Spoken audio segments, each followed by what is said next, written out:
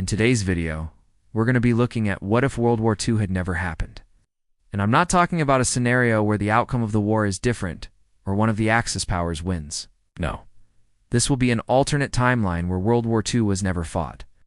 Now, before we begin, I do want to make it clear that this video is not intended to downplay the severity of the events of World War II.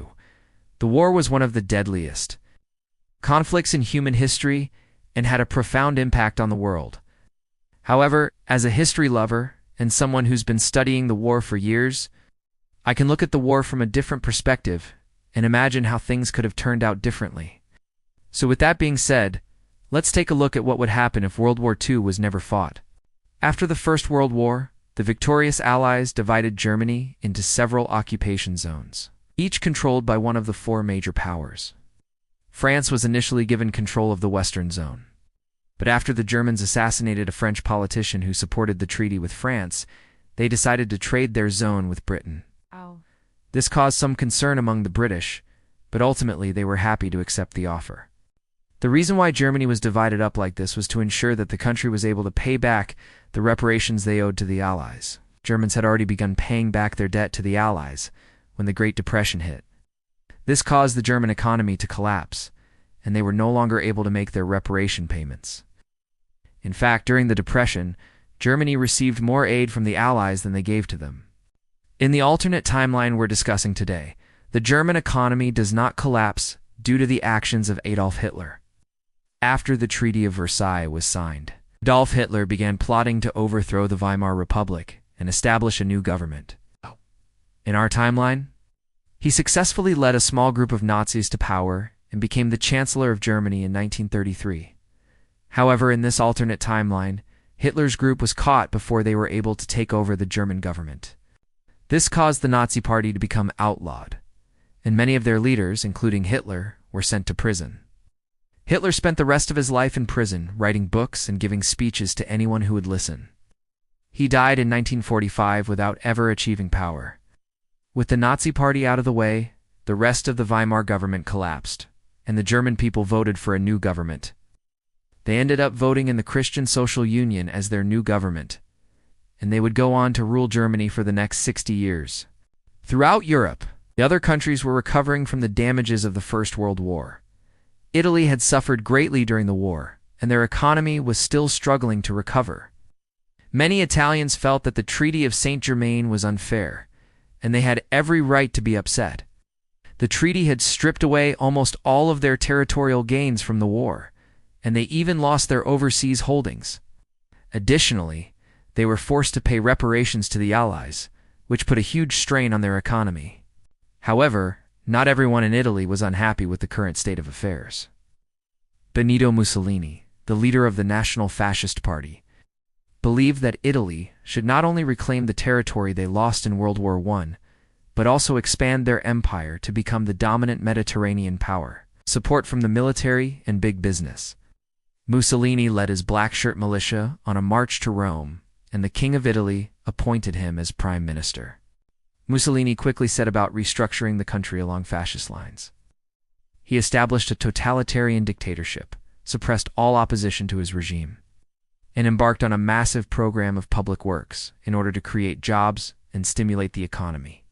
Now, in our timeline, this economic recovery was short-lived, as Mussolini would lead Italy into World War II. However, in this alternate timeline, Mussolini rules Italy as a benign dictator. He ruled Italy much like Francisco Franco did Spain, using propaganda and terror to maintain control while allowing the country to prosper economically.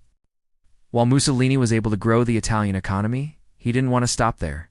He wanted to conquer neighboring Ethiopia and Albania, but he was concerned that France and Britain would intervene. Fortunately for Mussolini, both countries were suffering from internal problems, and neither wanted to get involved in another war. As such, Mussolini was free to pursue his imperial ambitions. He invaded Ethiopia in 1935, and after 5 costly months of fighting, he emerged victorious. 5 years later, Mussolini set his sights on Albania. He threatened war unless they agreed to unify the two countries, and the small nation had no choice but to accept. With the invasion of Albania, Italy had reclaimed all the territory they lost in World War I in this time. They also had a strong military and economy. Meanwhile, across the Channel in France, Charles de Gaulle was preparing his nation for an even greater conflict. The French had been badly weakened by World War I and the Great Depression. De Gaulle knew that they wouldn't be able to win a war against Germany if it started again. Such spent the 1930s building up the French military and forming alliances with other European nations. By 1939, France felt confident that they would be able to defeat the Germans if war broke out. But unfortunately, war did break out between Germany and Poland, but France didn't intervene. Instead, they made a deal with Hitler where France would allow Germany to annex part of Poland in exchange for Alsace-Lorraine. While many French people were angry that their leader had made a deal with the Germans, they understood that it was the best option available to them. Over the next few years, France watched as Germany grew in power, but they refused to get involved. De Gaulle was well aware that Germany had a powerful military, but he believed that they could still win a war against them. As such, he continued to build up the French military. Meanwhile, the Soviet Union had undergone its own transformation. Joseph Stalin had taken control of the country and was ruling it with an iron fist. He had already purged the army of anyone he saw as a threat to his power and was now turning his attention to the rest of the country. Stalin's secret police were given free rein to arrest and execute anyone they suspected of disloyalty. Millions of people were arrested and executed without ever being charged with a crime. At the same time, Stalin was also transforming the Soviet economy. He introduced a series of 5-year plans which were designed to rapidly industrialize the country. These plans worked better than Stalin had hoped, and the Soviet Union soon became one of the most industrialized countries in the world. Despite all these changes, Stalin was still paranoid about a potential German invasion. As such, he began to build up the Red Army.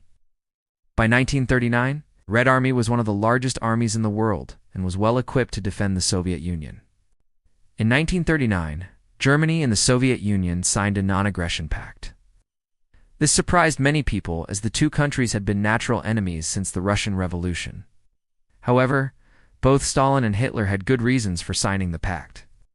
Stalin needed time to finish modernizing his army, and Hitler needed the Soviets to stay out of a future war against Poland.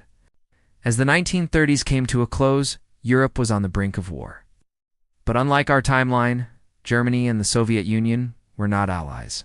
Instead, they were bitter rivals with powerful militaries.